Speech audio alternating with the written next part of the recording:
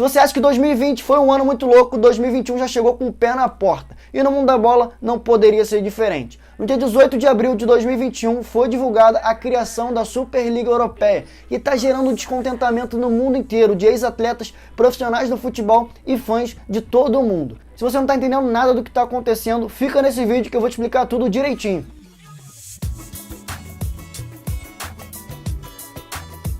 Há alguns anos, nos bastidores, os grandes clubes europeus têm demonstrado um descontentamento pela UEFA. Eles acham que eles podem ganhar mais dinheiro e a solução para isso seria mais confronto entre eles durante o ano.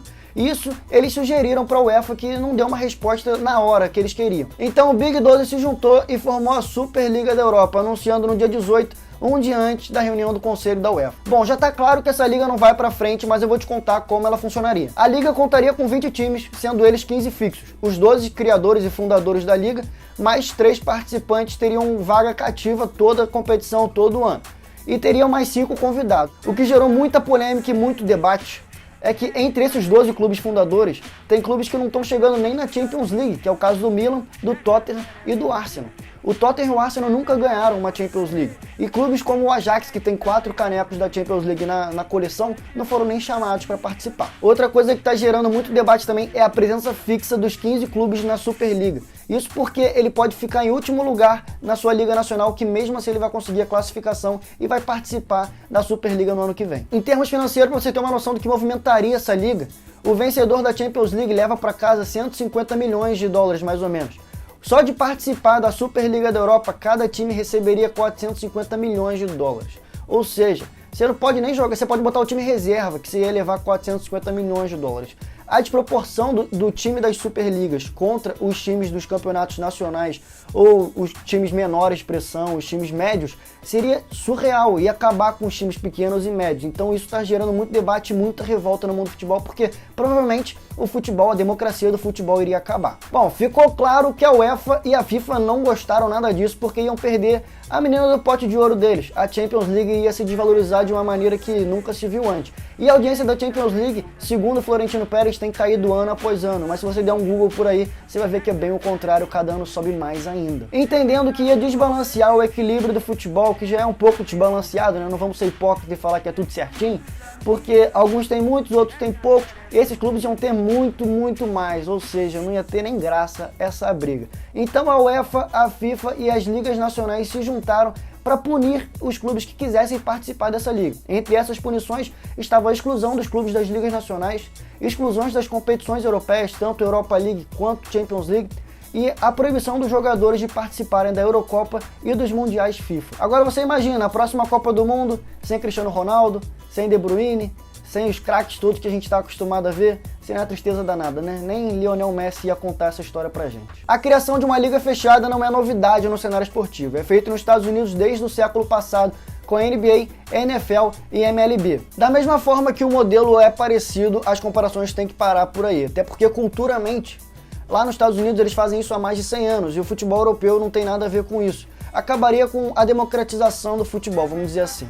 A gente não está acostumado e essa não é a cultura do futebol. O futebol é para todos, o futebol é para o povo e o futebol tem que ser democrático sim, até porque senão perderia a graça, não teria competitividade. Qual seria a graça de ter apenas 15 clubes ali brigando pela supremacia do mundo, por ter um lugar? A gente nunca mais ia ver um Leicester sendo campeão, a gente nunca mais ia ver um Sevilha brigando por alguma coisa, um Valência. O que seria do Everton, por exemplo? A gente tem que pensar em todos, né? O futebol é para todos, não é só para 15 clubes, não. Além do fator cultural, lá nos Estados Unidos eles trabalham com o salary cap, que é o teto salarial. Todo mundo tem um limite para gastar com contratações e salários dos jogadores, deixando a liga mais equilibrada, o que pode acontecer de um time que não chega a uma final há muito tempo e no ano seguinte chegar numa final e ser campeão pela primeira vez. Outra diferença é que as ligas americanas elas querem levar o esporte a todas as cidades possíveis, e se não tiver uma franquia que represente a sua cidade, com certeza vai ter um college ou um high school, levando todo mundo, toda a cidade, toda a comunidade a acompanhar aquele jogo de basquete, aquele jogo de beisebol, aquele jogo de futebol americano, que eles se apegam bastante.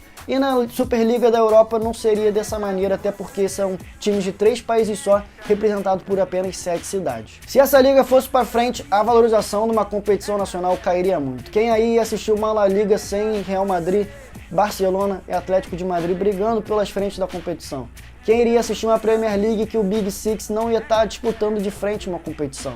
Cairia muito, de fato, financeiramente, os clubes médios e intermediários iam se ferrar muito financeiramente, comercialmente, iria cair muito o valor, pouca gente ia passar a assistir, porque só ia se interessar em assistir as competições que valessem jogo de verdade, né? Como se fosse a Superliga da Europa. O que levou a essa decisão foi nada mais do que ganância, prepotência e donos de clubes, empresários que não sabem nada da história do futebol, só encaram os clubes como se fosse um mero negócio e chegaram agora como o dono do City, como o dono do Chelsea, o novo dono do Manchester United, que depois dessa decisão aí já está balançando e quase pedindo para sair. Então, os caras não têm nada a ver com futebol, com a tradição. Na Inglaterra, o futebol é enraizado desde a sua cultura, desde pequenininho. O futebol foi criado lá por trabalhadores de fábrica, o futebol foi jogado por todo mundo de combatentes de guerra, então lá tem uma valorização muito grande. E isso foi muito questionado, debatido e protestado pelos cidadãos de lá da Inglaterra. Os cidadãos, como disse o presidente da UEFA, os cidadãos britânicos merecem respeito, não só os britânicos, mas também do mundo inteiro. E desde que foi divulgada a criação dessa liga, foi repercutido negativamente pelo mundo afora, inclusive com declarações polêmicas e incisivas de alguns craques e ex-jogadores também, como foi o caso do comentarista Gary Neville, que era craque do Manchester United nos seus anos de glória. Ele pegou muito pesado com o Liverpool e com o Manchester United, com razão, porque ele conhece a história desses clubes. O Liverpool tem aquela tradição com a torcida e o Manchester United tem aqueles seus bancos com tijolinhos desde a Segunda Guerra Mundial, que se fossem para essa competição quebrariam todas as tradições do futebol inglês. Quem botou a sua opinião para jogo também foram participantes desses clubes também, como Klopp, Guardiola, Bruno Fernandes, o Ozil também se declarou, o Podolski botou sua declaração. O José Mourinho tem boatos por aí que ele foi demitido. Um dos motivos dele ter sido demitido do Tottenham foi porque ele era contra essa decisão. Ou seja, ninguém apoiava isso aí não, mano. Um dia após a criação dessa liga já rolou o primeiro protesto dentro de campo. Teve o confronto entre Leeds United e Liverpool pelo campeonato inglês e o Leeds entrou com uma camisa protestando com a criação dessa liga aí. E os torcedores que estavam protestando nas redes sociais se reuniram, como foi o caso dos torcedores do Chelsea que se reuniram lá no Stamford Bridge, que é o estádio do Chelsea, e ficaram pedindo pela saída do time da Superliga. O que aconteceu foi que o repórter da BBC trouxe isso exclusivamente antes do Chelsea sair oficialmente, o que acarretou também de outros clubes saírem.